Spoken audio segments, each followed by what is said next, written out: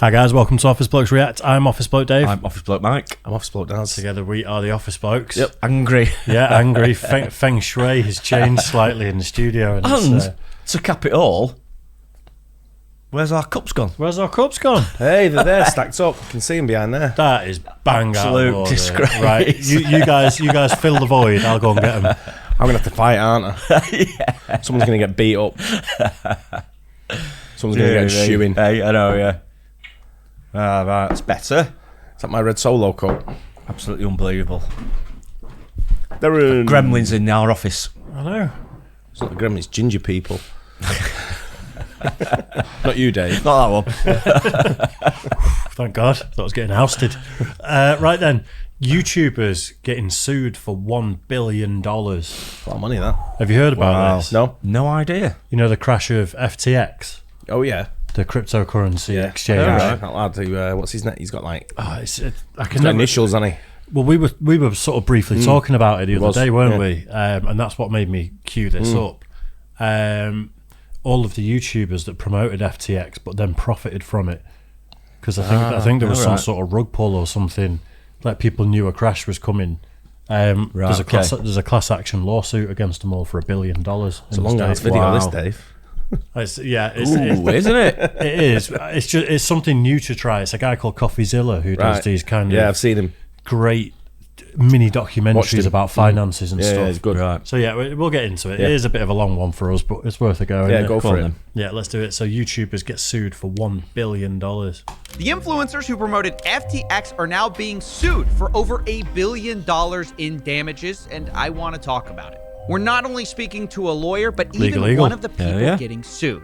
Meet Kevin, Graham Stephan, Andre Jick, Minority Mindset, Brian Jung, Financial Education Jeremy, Tom Nash, and BitBoy Crypto are all defendants in this lawsuit. But before we get into it, I have to do something I never thought I would do on this channel. I have to defend a certain person on that list, a guy I have been very critical of on this show. I'm talking about BitBoy Crypto. I know, I can't believe it either. What many people don't know is that he turned against them, and get this, months before the collapse, he started warning people about FTX. We're going to be crossing out FTT and Solana. These are going to be going out of the portfolios. These coins are dead to me. Sam Bankman-Fried, you're dead to me. Brett Harrison, you are That's dead the to me. one, Sam Bankman-Fried, FTX, you are isn't it? dead to me. You are despicable, and I'm disgusted by you in every way, shape, or form. Everybody's going to be on that track. Oh my gosh, he said that way back in September. He said he's disgusted by Sam Bankman-Fried. This is BitBoy Crypto, guys. He's the Jim Cramer of crypto, and yet somehow he made one of the greatest blind call-outs of all time. And it's so remarkable that I actually want to show you yet another clip of him doing this, because I simply couldn't believe it when I saw it. They're playing games with people's lives, and that's not right. Time to expose FTX and SBF for what they really are. What can I say? That video is a month before FTX collapsed. And to be clear, I am not claiming that BitBoy is some oracle. I think it was luck. But understand that he's one of the most widely ridiculed crypto influencers. Everyone has dumped on this guy for years for bad calls. But here we are watching him get FTX, the biggest con, more correct than even the most beloved financial influencers. So it just doesn't make sense for him to be in this lawsuit. And besides, you're not supposed to sue BitBoy Crypto anyways. He sues you when you make fun of him. All right, sorry, I'm trying to defend him here, but I'm not used to this strange turn of events where the villain has become the hero. But either way, with that out of the way, I want to talk about the rest of this lawsuit. Basically, the rest of these influencers are accused of promoting FTX and getting paid for it. It also accuses them of not conducting adequate, if any, due diligence. Allegedly, these influencers played a major role in the FTX disaster, who hyped the deceptive FTX platform for undisclosed payments. What did he go down for? It was a lot of money, wasn't it? Oh, what did FTX? Yeah. Why did it crash? Yeah. Money-wise, or what was the issue? What was the financial I think consequence? It was in, I want to say tens of billions. Yeah, it was a lot of money. I remember that. It might have even been 100 Is he out billion on bail? or something. I know he got arrested and there is a case. I don't know if he was released. Where did he get arrested? Was it in somewhere like Cayman Islands or somewhere? He lived in Barbados. I think it was. They had a house that was basically just loads of tech nerds just banging each other, apparently, like all taking speed, banging each other.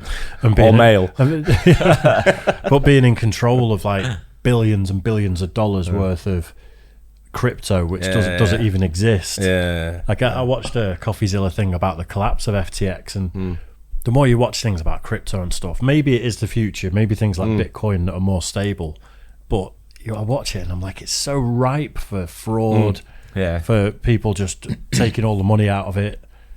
It's like, at least banks don't have to hold all of the money that they're holding, essentially. But with crypto, if everyone takes all the money out all at once, it's just over. Yeah. And they can't honour those. I don't get it. Remember, it was like, you don't get what? Crypto. Yeah.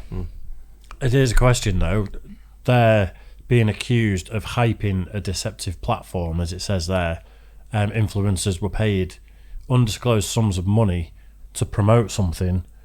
Is it on the influencer to do the due diligence on something like a crypto exchange? If they come to you and say, if FTX would have come to us 2 years ago and said, we'll give you £10,000 per video to talk about our crypto exchange, do we then have to dive into their financials? Well, we wouldn't have done.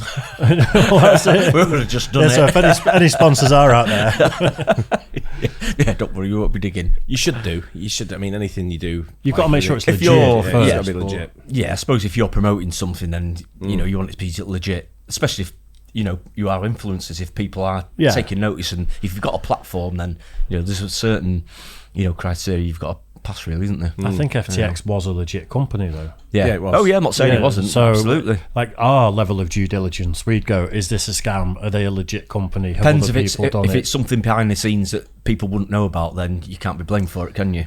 If you know what I mean. I don't know too much Depends about what this, so I make judgment on it, sort of thing. But I read the sort of like, when it all went down, and I remember thinking, wow, it's a lot of money. Yeah, and a lot of people have been stung. But it's money that doesn't exist because it's all it does, like the money people have invested exists. Yeah. But then, like when they put $100 billion valuation on it, there's not been $100 invested into it a lot of the time. It's just a coin that people have that's grown as it's been floated on the stock market. I don't fully understand it either, to be fair. Now look, none of this is really surprising. We talked about this back in November, and it all feels inevitable. The whole reason FTX was so popular is because of the amount of money they dumped into these advertising campaigns. Everyone I know was offered one of these deals. Either way, it's pretty logical to see that without people willing to take the money and sell FTX, it just couldn't have hurt as many people. And already, we saw a similar class action lawsuit come out against arguably the biggest promoters, Tom Brady, Larry David, Kevin O'Leary. And so this just seems like the next logical step targeted at smaller promoters, albeit financial education influencers in particular. So although these guys don't have as anything close to Tom Brady's popularity, the argument here is different. It's that people look to people like Graham Stephan and Meet Kevin in a different way than they looked at Tom Brady. If Tom Brady promotes some penny stock, you'll think nothing of it. But Meet Kevin, Graham Stephan, Andre Jick, Financial Jeremy, all they do is do finance all day long. They even have a podcast they called Millennial Money, which was sponsored by, you guessed it, FTX US and is now deleted. And the point is they position themselves as experts. And I think that's the real juice of this lawsuit, in contrast to, say, like the Tom Brady lawsuit. The only analogy I can think of is like if someone tried to sell you a pill that was going to help you lose weight, and the two people promoting it is Jack Black and Dr. Oz. Okay, let's say you take the pill and develop uncontrollable vomiting. Who would you actually be mad at? You could say, well, Jack Black's more of a star, but ultimately, obviously, the answer would be Dr. Oz, because he's expected to know better and to do due diligence. And the reasonable assumption is that Jack Black couldn't look into it even if he tried, because he's not an expert. And so I think that component probably will make a massive difference. I'm certainly not saying everyone who promoted FTX who didn't know anything about finance should be let off the hook. I think it's a huge problem either way that non-experts can shill financial products. I'm just saying it's worse if they are experts. But to make my position even more explicit, I don't think influencers of any kind should be allowed to promote these investment products. I think there's a huge downside to it and very little upside. I think you oftentimes end up hurting people because it's impossible to give broad financial advice in a responsible manner. That's probably quite key to it, isn't it? Like, you shouldn't have influencers giving medical advice, financial advice, and being paid to do so. If you came to us to talk about finances, then it's a bit thinking. I mean, you could be promoting a, medically, you could be promoting like a private hospital or something where you've had care, so you might not be a medical expert still, but you might have used. You can talk about your care and your experience. Yeah, so part of it you probably could talk about.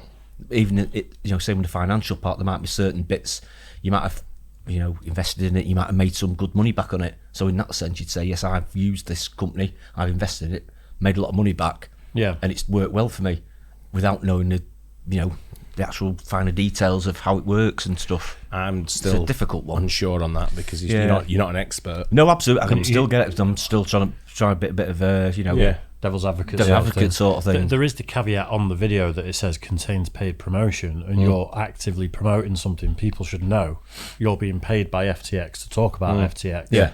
So you've kind of got to take that with a pinch of salt.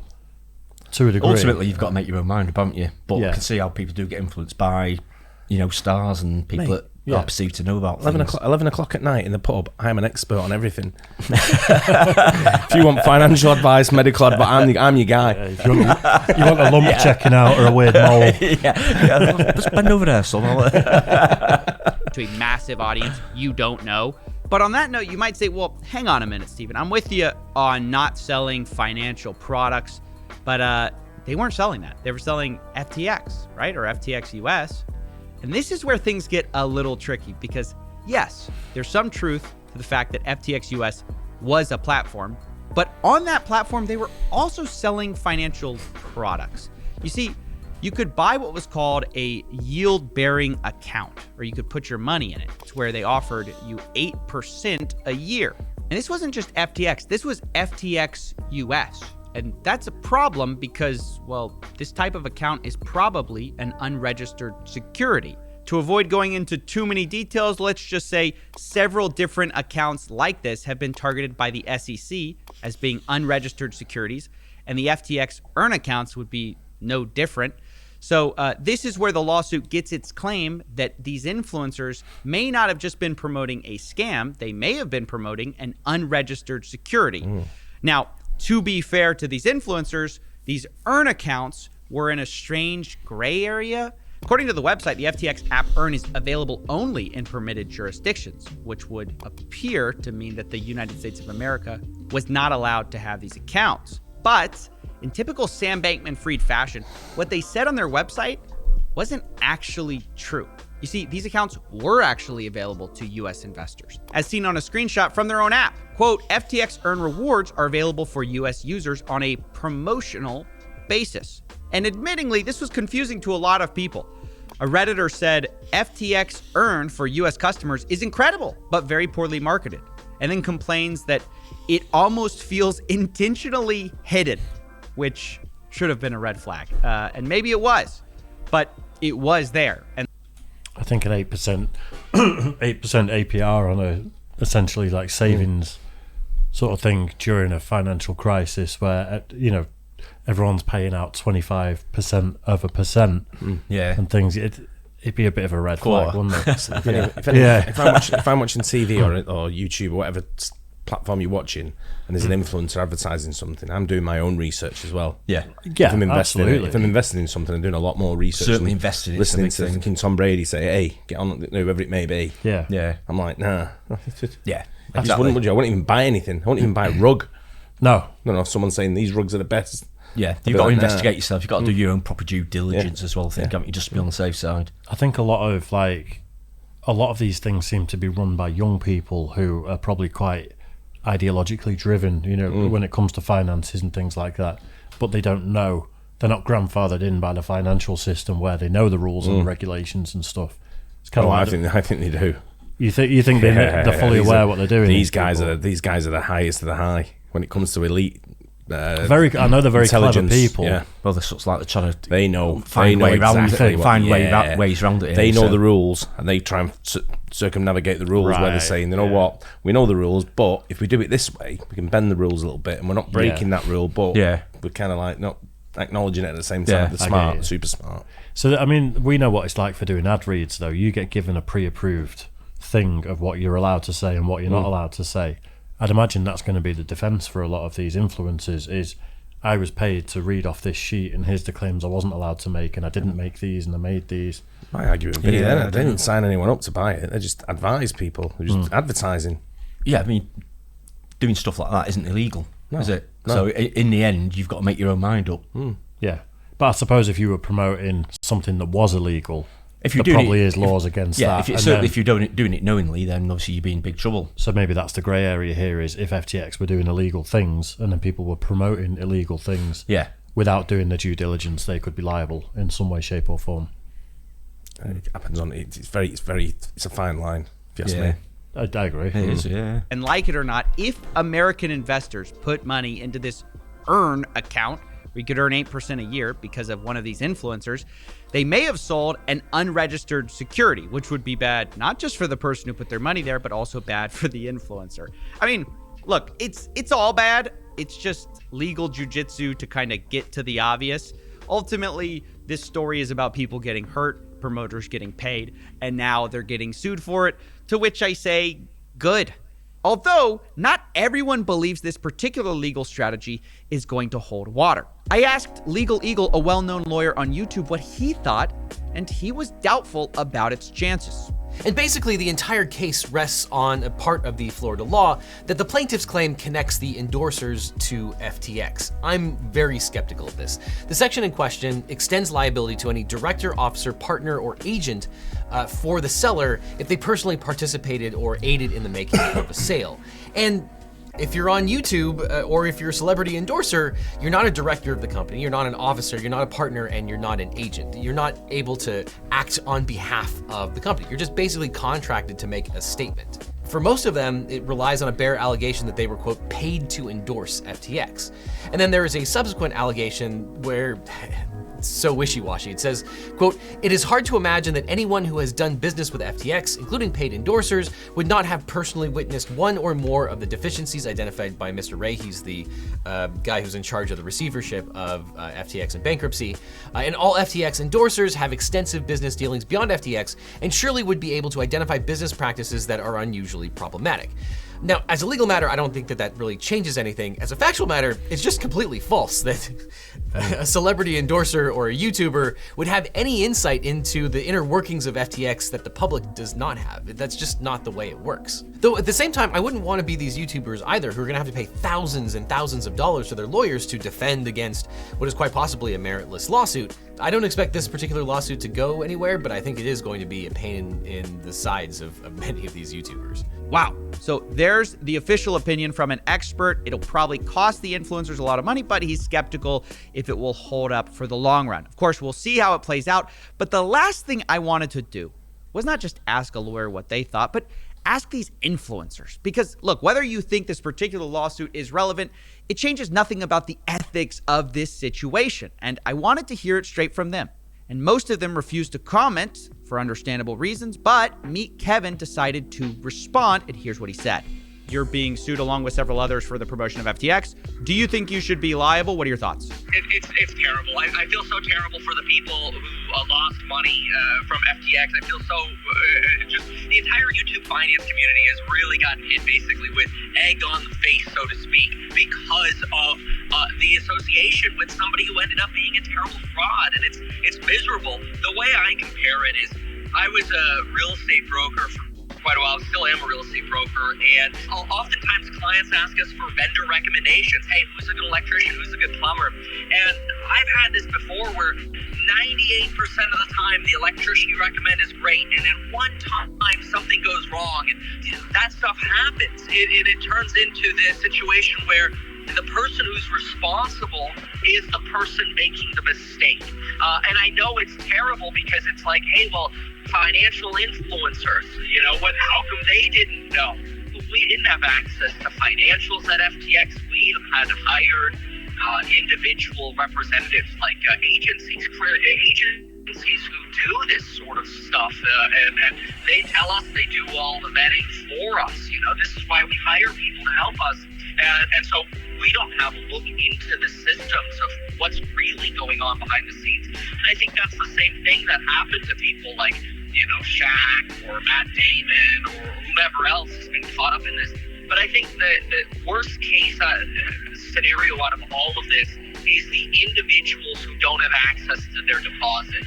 But do you think you should, specifically you or me, Graham or anybody else who promoted it? I think the difference is between you and Tom Brady is people kind of expect you guys to know. Do you think you should be, do you think you should be giving recommendations if you can't do the proper due diligence because, as you said, you don't have access to these financials? And then B, do you think that given that you guys profited, I'm guessing somewhere in the realm of $1 million plus from these FTX things, do you think that you should give back all of that money? So first, my expectation is my profit from FTX, just to be as transparent as possible, is probably somewhere around 225K. It's supposed to be closer to 300, but they never paid me the last payment. So I'm probably somewhere right around 220. I need to fact check that, but we're close to somewhere around that. Ultimately, I agree with you. I think that there needs to be there needs to be a lot more diligence in when sponsorships are made with creators. Yeah, because you guys are dealing with finances. This isn't a NordVPN ad where if things go wrong, something happens. This is if something goes wrong, people's entire livelihoods are at stake. And for better or for worse, you guys are seen as the experts. And so you guys are held to that expert standard. It's like if a doctor recommended a pill that doesn't work and gives you gives you cancer or something. He made a great point there, didn't he? Yeah. Coffeezilla just at the end saying, you're like a doctor recommending a pill. Yeah, but only doctors recommend pills that are not always good. Most of them. Yeah. Most of the time. Yeah. But you normally trust them, don't you? That they'll get it right, sort of thing, because they're in that position, aren't they? Because they're expert. We wouldn't take each other's medical advice for pills to take. No. But we'd take a doctor's, more than likely. Yeah.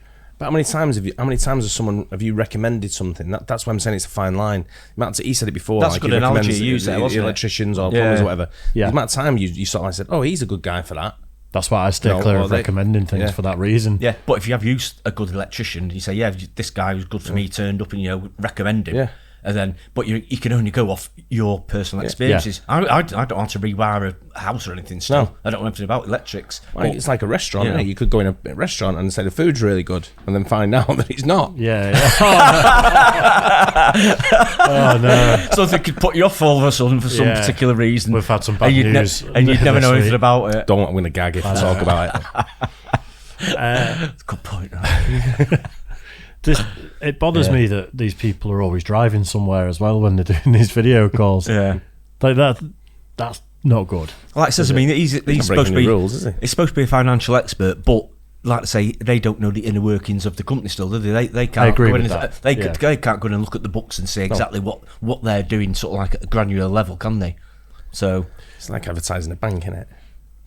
Yeah. HSBC or I don't know, SBV. Just so if you've used it, you think, basically get a good vibe from it. The customer service is good and this, that, and you think, good, I'd recommend them. But you don't know.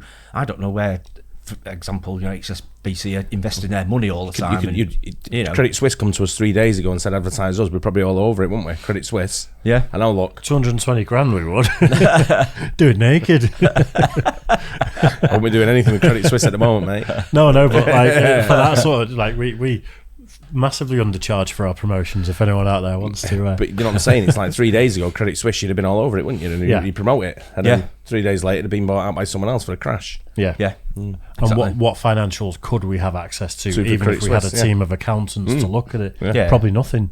It's like, take your money, talk about our brand, and then piss off. Yeah.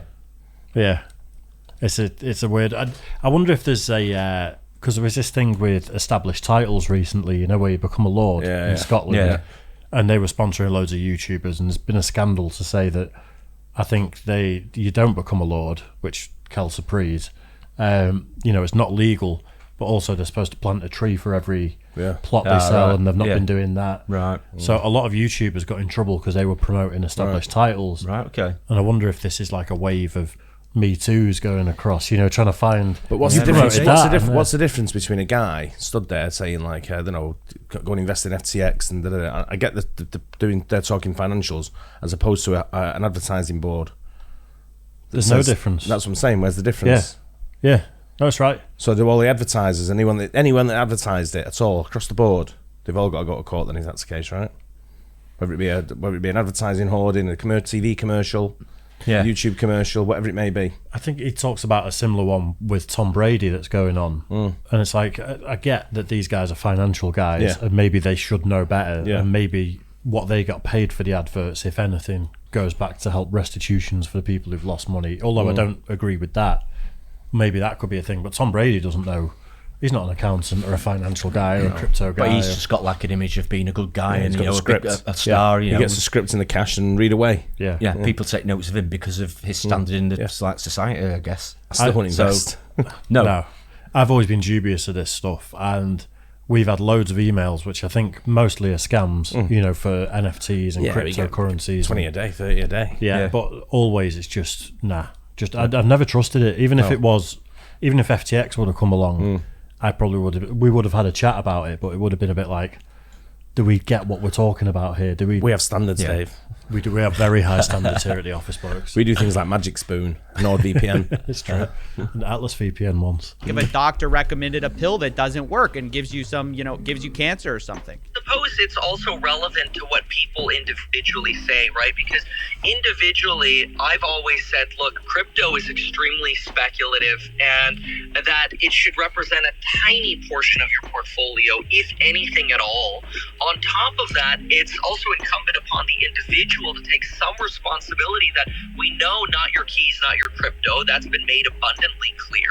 Even with these bank failures, I believe that ultimately depositors deserve some form of a haircut because ultimately they choose. Now, if I say, hey, go to Silicon Valley Bank and get a loan, and you're like, yeah, I get a loan here, I get all these benefits, ultimately you take that risk. So it is incumbent upon the individual to take responsibility as well. Yes, a doctor can refer you, hey, maybe this medicine will work. But the individuals aren't the experts. That's the whole problem, is they rely on experts to help them make this decision. They don't have the luxury of spending all day looking at finance and stuff like this. So they rely on people to make their decisions for better or worse. And then when things go wrong, ultimately people are going to look to the experts in the room and say, hey, what happened? And if the answer is, well, we just didn't do enough due diligence, sorry, that's kind of a problem. So I think that's where their questions about like giving back all the money come from. Have you spoken to anybody about just giving back the money to the people affected? Once all the cards are settled, or all the dust is settled, so to speak, and everybody gets whatever money is left back, whatever deposits are left, I'm a big fan of contributing to some sort of recovery fund when it's all over, not because I feel responsible. I do not feel responsible, but because I feel sorry for people who, quite frankly, lost money because they either didn't listen to the advice of not your keys, not your crypto, or they put too much of their own portfolio on. If I go onto a gambling website because somebody says, hey, go gamble here, you'll make a lot of money, and I lose money, that's on me. And I want to be clear too, I invested in BlockFi thinking this was going to be a great investment. I put $420,000 into BlockFi. I lost every dime of that because the company went bankrupt. Now, did I blame Anthony Pompliano for making the recommendation or suggesting, hey, you could invest with my fund into BlockFi? Absolutely not, because I'm a big boy and I take personal responsibility. So I want to be very clear, just because I suggest that, hey, there should be, and I'm happy to work with this, some form of like basically a charity. Let's be clear, that's what it is. It's not taking responsibility, because ultimately I don't think any influencer has to take responsibility for what somebody does with product advice. That responsibility should only arise if somebody actually hires somebody, like retaining an attorney, hiring a doctor for their own personal situation, or hiring a personal financial advisor. Otherwise, from there, it's a lesson to the whole community. We've got to be more careful with sponsors, and the viewers have to be, diligent about their own decisions. Well, there you go, guys. Those are the thoughts of Meet Kevin. And I want to thank him for coming on. And maybe one day he'll start that charity he's talking about. Maybe not. But until then, I just want you to understand something the next time you're thinking of trusting a financial influencer. These promotional deals, how they work with things like FTX, is that there's a code associated with it that tracks sales. For example, you might have heard of somebody saying, hey, use code coffeezilla, or they have some link, right? So FTX can see how many people signed up with Kevin's link or Shaq's link. And you know who takes responsibility when it's time to make money? The influencer. They take responsibility for you joining their platform. That's how FTX grew. They paid all these people who wanted to be responsible for bringing you in. But you know what happens when things go wrong? Suddenly, they're not responsible. You did it. It's on you. Isn't that a convenient switch up of who brought you in? At first it was them, and then you brought yourself in. You got to take responsibility for your own actions. And I just don't think this is really working for people anymore. I think it really just benefits the influencers and the financial companies, but hardly anyone else. It's bad for regular people, and I think there just really needs to be new rules in place about financial experts in the modern era. But hey, that's just my opinion. Hashtag not financial advice. Interesting. I like that guy. He's really good. Yeah, I've seen him before. Good guy. Yeah. He actually did Rogan last week, I think it was, and which was mind blowing. Like, he's a big YouTuber, but to make that jump is huge. I'm conflicted about that one because I think I don't fully agree with coffeezilla on it. That, as we were just saying, if you hire a billboard to go up somewhere, it's no different if you're a mouthpiece for something. If you're being paid to advertise it, but the difference is that they're financial YouTubers. Yeah. Are people trying to circumvent, like, people used to go to a financial advisor and things like that? Are people just trying to do it without that now and listen to an influencer? I mean, when you speak to a financial advisor, they give you, these loads of options. I mean, the one I speak to, he gives me like 300 options or something. I'm like, mate, just what do you think? He's like, it's your choice. But they are independent and they're not supposed to profit from your decision ultimately. Anyway, they do though, don't they? They do though, don't they?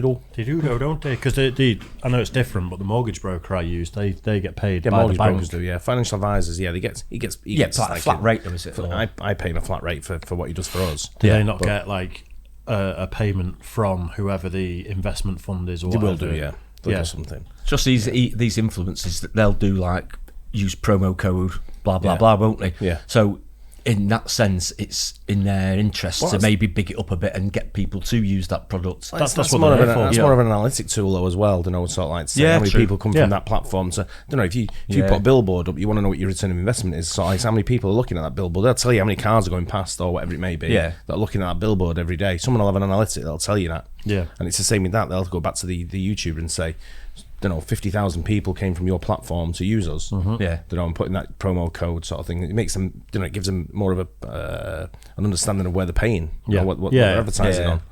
But it's, I don't know. I'm with you, Dave. I think it's one of them. I think it's very flimsy. If you ask me, it is. I think when it comes to money, investing money, people must know with investments.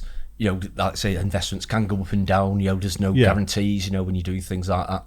It's a bit of a minefield, really, isn't it? You need proper financial advice to do things like that properly, I think. If it was legitimately 8% guaranteed, all the banks would probably be investing in FTX, getting the 8% and then paying you out your 2%. Well, like I say, you could go and get a loan, couldn't you? Pay back like interest, a very, very low interest and probably just make more money doing that.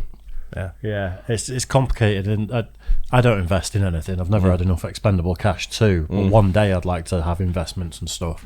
But I've always been told it's a long game. You're not making quick money, which a lot of this crypto stuff seems to be about the quick flip. And get a financial advisor, listen to an expert. That's why I wouldn't invest in stuff like that, because I don't fully understand it. Same. I sort of get it to a certain extent, because that it's not all hard cash sort of thing. But I don't get it.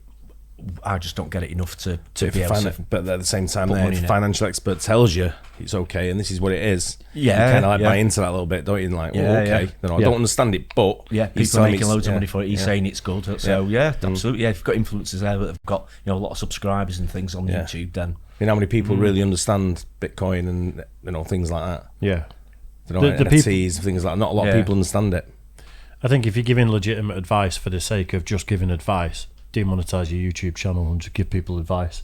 Because you're incentivized to get millions of views by saying you need to do this, or you need to be investing in this portfolio, and blah blah blah. Martin Lewis. I think Martin Lewis gives impartial advice, though. He does. Yeah, that's what I'm saying. Yeah. So, and is he BBC? ITV. Yeah, someone like listen to Martin Lewis about it. You should just everyone phone Martin Lewis. Well, that's it. But you would with him, though, wouldn't you? Yeah. He's one of those that's got a hell of a lot of influence again. So is Martin Lewis liable if he gives bad advice on the TV? No, it's only advice, but he influences the government. He does. Speaks to the Chancellor regular. Yeah. Interesting one, that though. Really. Good, yeah, very much so. Yeah, hope you guys found it interesting as well and enjoyed it. Don't forget to like and subscribe. We'll catch you on the next one. Cheers.